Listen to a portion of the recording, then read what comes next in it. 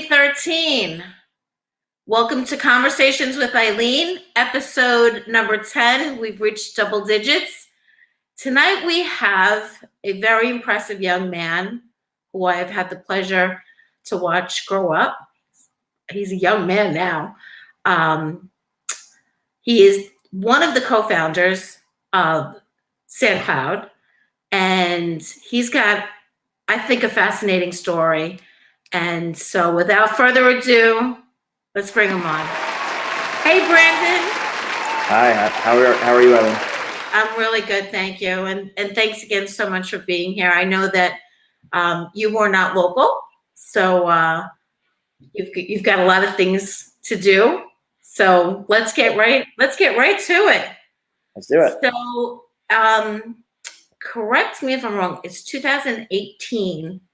You appeared on Shark Tank with your two co-founders. Hi, Sharks. My name's Brandon. I'm Steven. And I'm Bruno. And we're the owners of SoundCloud. But there's a lot of story behind that. So why don't you tell us about how you came up with the idea and how much work was really involved? Because it was you guys did a lot of work before that even happened. Yeah, so the idea for the company came in 2014. We had an idea to start a beach towel brand. We pretty much just wanted to start our own company living in San Diego. And we thought that, there was an opportunity with beach towels. No one had really just created a brand focused on that niche. There's a lot of lifestyle brands in our area. And we thought that, if we specialized in beach towels, we through and build a following. So that was 2014. And then, just, nonstop hustling and learning how to build a website and, just learning all the things to be able to sell a product online. We learned through just, using YouTube videos and reaching out to people that we knew in the industry. And then, we got on Shark Tank in 2017. 2017. I think so. You guys did a lot of work. I mean, I know the story because I remember when you first came home with the idea. You did a lot of work. I mean, at the time you two co-founders, you three were roommates, and you hustled. You walked the beaches of San Diego. Yeah. We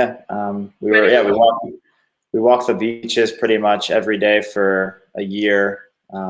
Just trying to gain a following on Instagram. Honestly, our main goal was to get Instagram followers and to, get people to take photos with our towels and to just spread the word locally. We didn't really know any better. So that was our best. That was just, the thing that we thought, was the best use of our time at that juncture. So yeah, we didn't have any money. So we thought, we'd have to go and talk to people to get them to follow us. Right. Well, you did a very smart thing. You had a lot of very pretty friends. You took pictures with them. That was so brilliant because you had so many pretty girls wrapping themselves in the towels, and who's not going to stop and look at that? And I remember when you first started your ads on Facebook. Yeah, it wasn't really our intention to start a brand that was strictly for women, and it's not strictly for women, but it is a high majority. But yeah, that's the demographic that kind of gravitated towards our products, and we leaned into it. You have to know who your customer is. So now, one of the reasons why I wanted to have you on is because I know how hard you worked prior to even getting on the show. You guys did a lot of work, and you had already achieved some success, but there was a big learning curve. And now that you've all these years later, and you've really branded the line, and I think it's amazing. I want to hear how important it would have been if perhaps there had been a mentorship program, someone to say, okay, you three, we're going to hook you up with a small business association. We're going to, talk to you about profit and loss and overhead, and we're going to give you a mentor, and they're going to help navigate and answer questions for you while you're on this journey on your own. How important would that have been? Yeah, it would have been good. I think having access to other entrepreneurs and people that have done it and understand what it takes is definitely really valuable. Someone you can call and just run your ideas through. But at the end of the day, you can't really teach entrepreneurship. I think that you can have someone that is an entrepreneur influence you strongly enough that kind of unlocks it within you. Okay. But you can't really teach it. Like, I don't believe you can teach entrepreneurship. You can teach all the different things, like how to start a website, how to read an income statement, how to apply for a loan. All those things are available on YouTube. You can literally type it in and learn in 10 minutes how to do everything. But entrepreneurship is really the risk-taking aspect of it. Right. It's the putting yourself in a spot where you could fail, and you have to sacrifice things that people that with 9-to-5 jobs don't have to sacrifice. So I think having a mentor that understands that what entrepreneurship takes, it's good, because you can at least kind of, when you're going through it, you have someone to at least talk to that can relate. I think you summed that up perfectly. One of the things that I feel very strongly about is I don't think our youth is given enough, I want to say, credit for their own ideas and maybe developing a business. I know my son tried. He didn't have any resources. I'm an optician. I couldn't really relate. I couldn't really give him advice.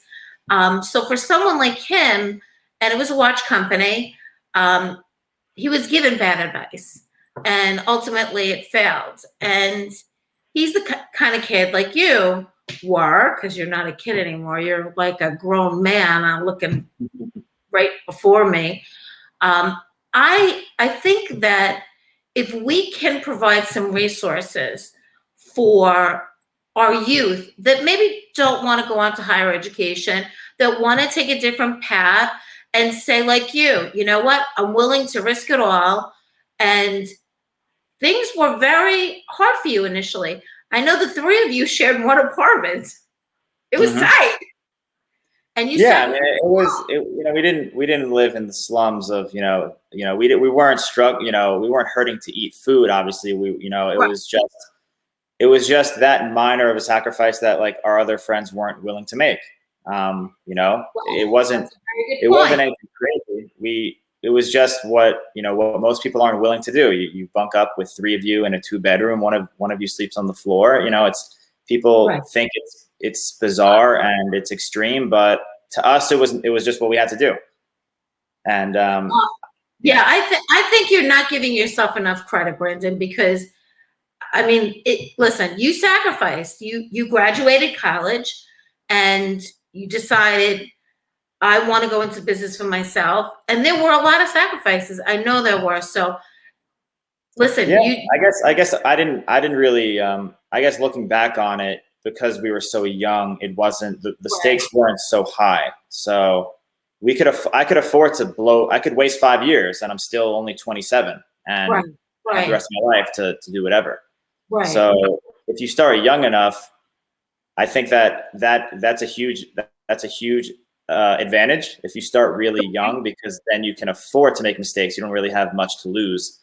Right. And then as far as the resources, I think it's more because no one really has resources. You kind of have to earn through your resourcefulness, because if you're super resourceful, you can kind of navigate your way to be able to have access to resources. Like if you make the right connections, you're likable, you make people, you can connect with someone that's in maybe a higher financial position. They can help you get a loan, or they can point you in the direction of being able to get a loan. And then that loan can help you build your website and, things like that. Being resourceful kind of helps you navigate the waters because resources, every resource is pretty much other than money, knowledge is free at this point, online and on YouTube. But yeah, like to be able to get a loan and to, to sit down with a banker, it takes, there's no secret. Unless you have money from family, you have to be able to go get money from a traditional investor or a banker. Right. So right. yeah, like our first loan was $10,000 at Wells Fargo, and it was like a pain in the ass to get. $10,000 doesn't really get you very far, but if you're resourceful, you can spread that a long way. Mm-hmm. But you know what? I think there's a lot of knit and grit that goes into that process. I think you're extremely bright, obviously, and tenacious, and you did not give up. But not everyone's like that, and some young individuals would get frustrated, and I hate to see somebody give up a dream just because they couldn't, find an answer. And I think, building our youth up is good in a lot of different ways, because that business, that young business person or young entrepreneur is going to contribute to their community. It's a win-win. And they need, if you don't make it the first time, you need people in your life that are not going to, just tell you to go get a job or tell you to give up or tell you to just, those people are probably already negative from the beginning, telling you, what are you doing? Don't start anything. You're not special. Go get a job. So if you have voices in your life that are just negative and telling you to, telling you to give up, then you're more likely to give up. Unless you have the attitude, a lot of people just have the attitude, and it's rare. Like, I don't care what anyone thinks.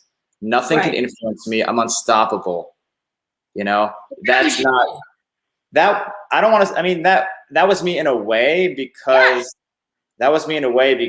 I also had enough people in my life that were very positive. Obviously you have to block out the people that are giving you, spreading negativity, and then just like literally delete their numbers from your phone book, and only have people that are encouraging you in your life. But that's a personality trait. I think it's, if you're like, this is my only thing that's going to make me happy in life, I can't go work for someone else, you're eventually going to make it work. Even if you're just doing it, if you just make it your hobby enough to pay your bills, you'll be fulfilled, because at least you're not working for someone. And that was your dream. Yeah, that was me. Like, I wasn't trying to become a millionaire. Like, I was selling towels. I was just trying to not go clock in. That was pretty much it. There's a little bit more than you did than just sell towels, because you do have a mission statement that I think is, I think it's very speaking to who you are and who your co-founders are, in terms of awareness of our environment. So I'd like you to please share with us what your mission is.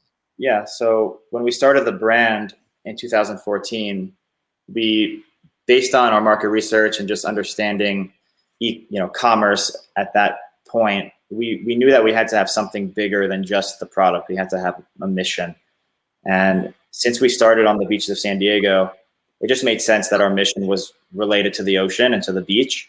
So we picked sustainability because we knew that we can incorporate that into our towels. We can create sustainably sourced and produced towels.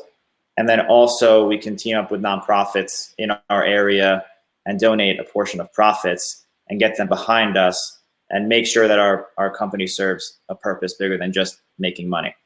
And yeah, that's transformed. We now have over 10 nonprofits that we donate to, and it's great because it forms an emotional connection with our customer over just a transactionary relationship. Right. Brandon, that's amazing. I mean, I have followed you on social media, and I have been amazed at how much effort you have gone to clean up the beaches and how much plastic you have taken off the beaches and out of the water. and that's protecting our marine life, and that's protecting our oceans. And that is something that needs to be underscored several times, because this is our planet, and we need to leave it in a better place than we found it for future generations. Yeah, for sure. And I'd like to give most of that credit to our nonprofits, because at the end of the day, they're the ones that are they're the boots on the ground. They're the ones, rescuing the marine life animals out there that are tied up in fishing nets and choking on plastic. We just give them a platform to get their message out, and we donate money so their volunteers can continue the good fight. Now, I have seen you release seals, and I thought that was I opened the cage. I opened the cage, but it was not me that went out to rescue it. It was the no, but you were part of the solution. Yes. You did your part. We try. Yeah, we try to do our part. And if everybody just does a little bit of their part, think about how much more we can accomplish. Because you and I have said a lot of the same words that I repeat often: sustainability. Yep. And that's really, it's absolutely vital. So, Brandon, I can't thank you enough. You are what success looks like from a small community in Nassau County, from a little community called East Meadow. You made your dreams come true.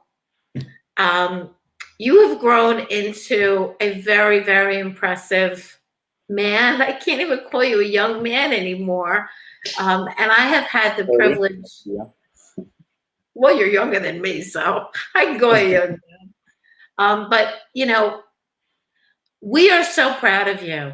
We really are. When your mom had the viewing party, I was there, and we were just really overjoyed, because it was just, you've got such a good heart, and to see this success finally come to fruition, just really, it makes us really proud. And I personally wanted to say that to you, because I have known you for a long time.